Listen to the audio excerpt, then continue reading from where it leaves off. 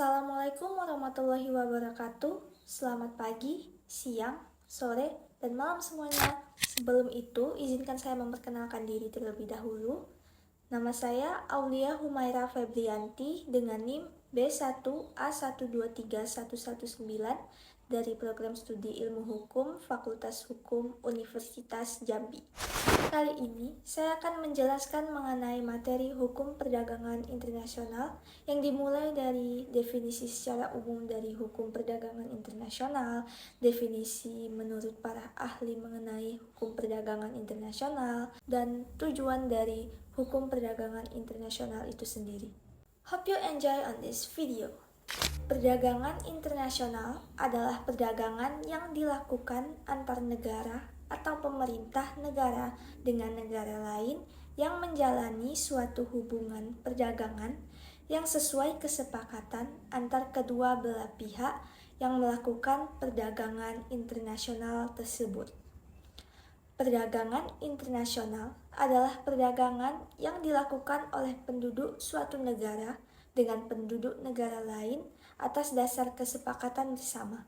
Penduduk yang dimaksud dapat berupa individu dengan individu, antara individu dengan pemerintah suatu negara, atau pemerintah suatu negara dengan pemerintah negara lain. Perdagangan internasional adalah proses tukar-menukar yang didasarkan atas kehendak sukarela dari masing-masing negara. Adapun motifnya adalah memperoleh manfaat perdagangan atau yang biasa disebut gains of trade. Dan para ahli pun mempunyai beberapa pendapat yang berbeda mengenai pengertian atau definisi dari hukum perdagangan internasional ini.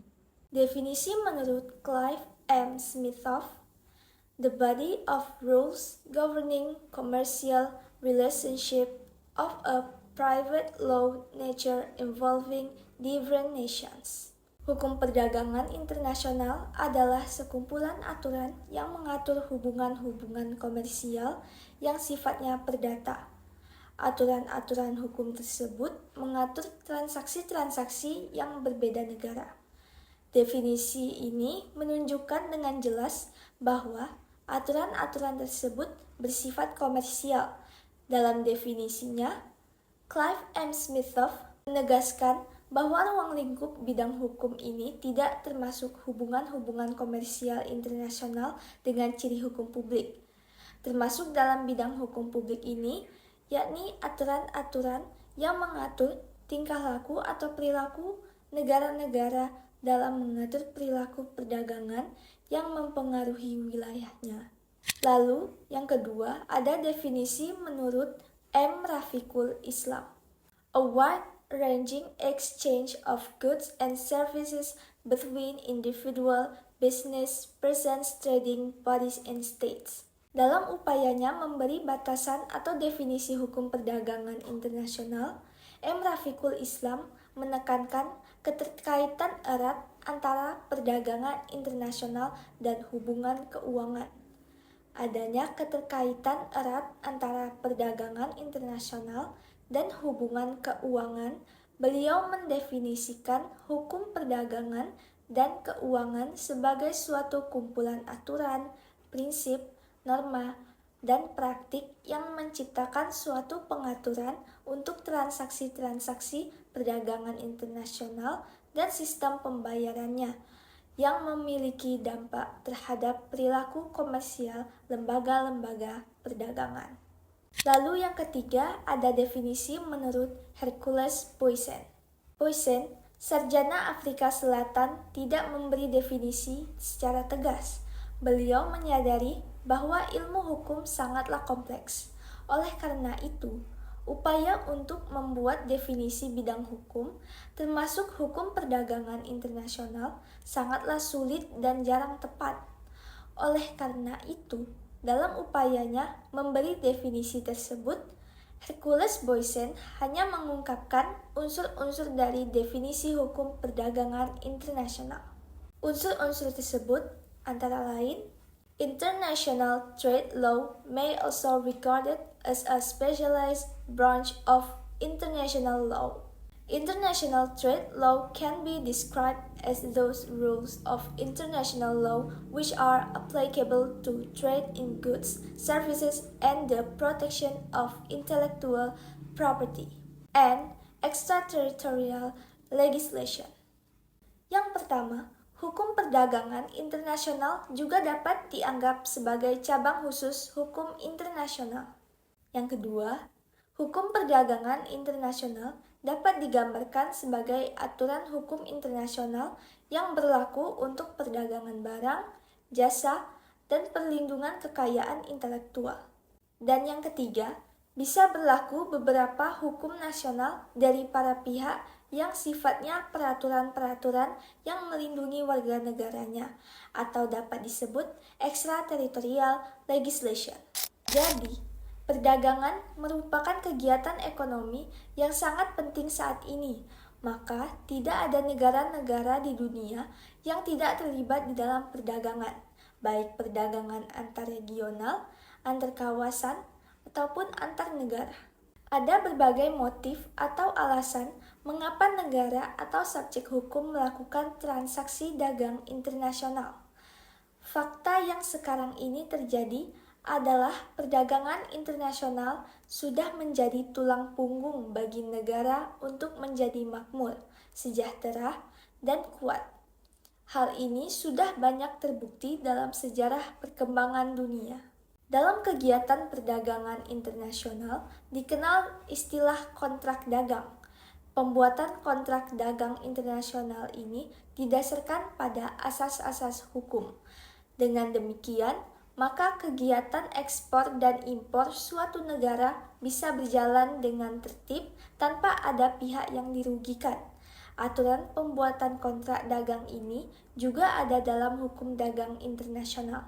Selanjutnya, perlu diketahui asas-asas dalam kontrak dagang, khususnya untuk melindungi hak dan kewajiban baik penjual maupun pembeli. Asas tersebut yaitu yang pertama, asas kebebasan berkontrak.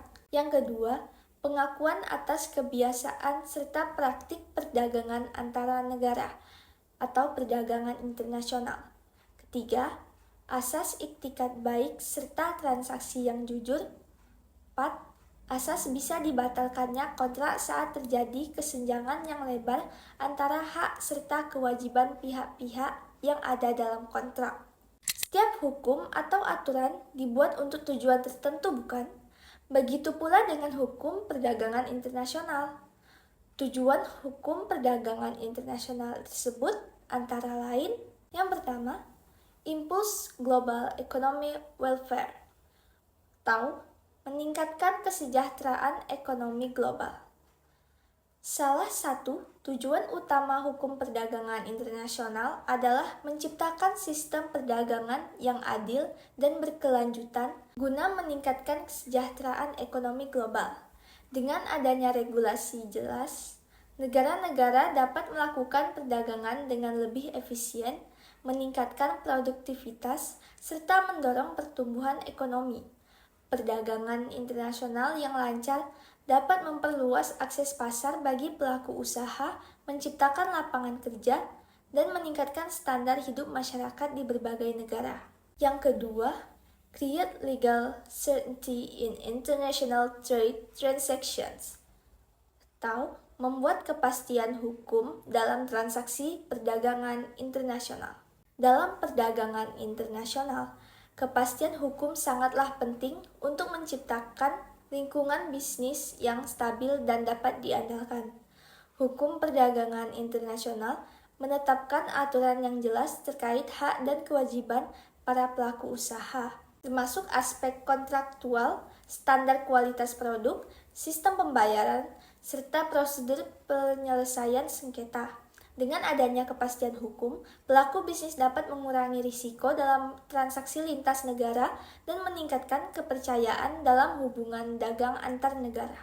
Yang ketiga, protect national interests in international trade, atau melindungi kepentingan nasional sebuah negara dalam perdagangan internasional.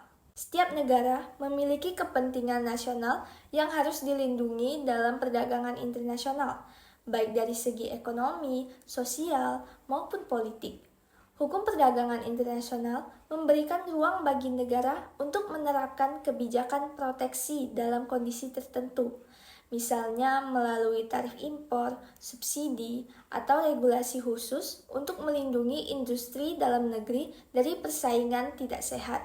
Selain itu, negara juga dapat membatasi impor barang yang dapat membahayakan kesehatan, keamanan, dan lingkungan demi kepentingan rakyatnya.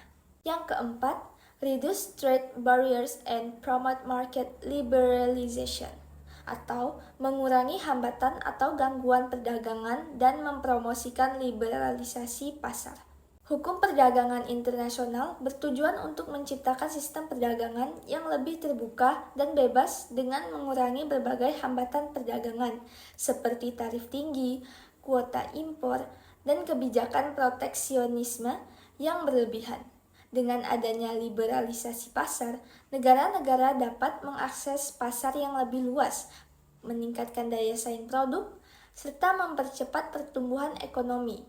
Organisasi seperti World Trade Organization atau WTO berperan dalam menetapkan aturan dan prinsip untuk memastikan bahwa perdagangan global berjalan dengan adil dan terbuka bagi semua pihak. Yang kelima, provide mechanism for trade dispute resolution atau menyediakan mekanisme untuk menyelesaikan sengketa perdagangan. Dalam perdagangan internasional, konflik atau sengketa seringkali tidak dapat dihindari, baik antar negara maupun antar pelaku usaha dari negara yang berbeda. Oleh karena itu, hukum perdagangan internasional menyediakan mekanisme penyelesaian sengketa yang adil dan efektif, seperti negosiasi, mediasi, arbitrase, atau melalui Badan Penyelesaian Sengketa di WTO. Mekanisme ini membantu memastikan bahwa setiap perselisihan dapat diselesaikan secara objektif, menghindari tindakan sepihak yang merugikan pihak lain, dan menjaga stabilitas perdagangan global. Secara keseluruhan, hukum perdagangan internasional berfungsi sebagai fondasi untuk menciptakan sistem perdagangan yang adil, stabil, dan saling menguntungkan bagi semua negara. Itulah beberapa penjelasan mengenai hukum perdagangan internasional, dimulai dari definisi secara umum, menurut para ahli, dan juga tujuan dari hukum perdagangan internasional itu sendiri. Saya harap kalian mulai paham ya apa itu hukum perdagangan internasional dari apa yang saya jelaskan sebelumnya. Kurang lebih mohon maaf.